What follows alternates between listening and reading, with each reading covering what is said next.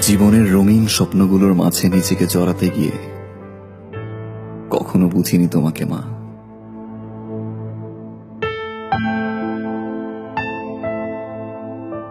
অসুস্থ শরীর নিয়ে নিজের কষ্টগুলোকে চাপা দিয়ে আমার পছন্দের খাবারগুলো রান্না করতে মা, কিন্তু কোনোদিন বুঝতে পারিনি তোমার কষ্টগুলো।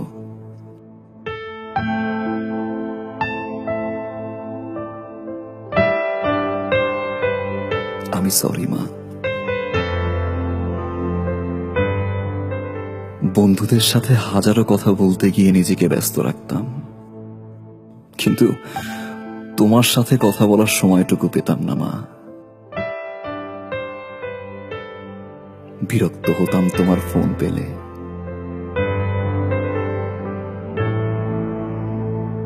আমি সরি মা। ক্ষণিকের ভালোবাসার পিছে ছুটে তার পছন্দের খাবারগুলো দিয়ে তাকে সারপ্রাইজ দিতে ব্যস্ত থাকতাম। ভুলে যেতাম তুমি কি খাচ্ছ,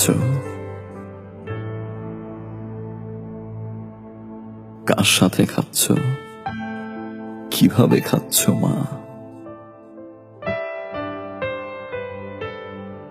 আমি সরি মা। হাজারো মানুষের ভিড়ে নিজেকে জড়িয়ে রাখতাম। তুমি বাবা বাবা বলে বারবার ডাকতে মা। মানুষ হয়েও পশুর মতো আচরণ করতাম মা। তোমার যত্নগুলো অসহ্য লাগতো।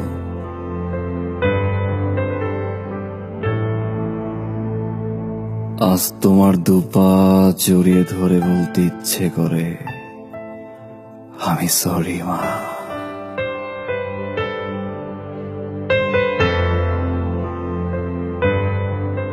জানো মা, আজ 3 বেলা না খেয়ে থাকলেও কেউ ফোন করে বলে না যে বাবা বাসায় আয় খাবি। সকালবেলা ঘুম থেকে উঠলে মা, কেউ আর বলে না যে বাবা তোর পছন্দের খিচুড়ি রান্না করেছি, আয় ওঠ তোর মায়ের সাথে খাবি। জানো মা, গত সপ্তাহে প্রচন্ড জ্বর ছিল।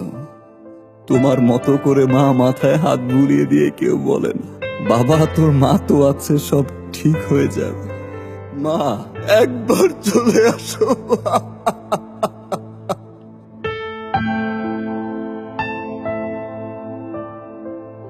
মা, কোনোদিন বলতে পারিনি, আজ একটা বার বলতে চাই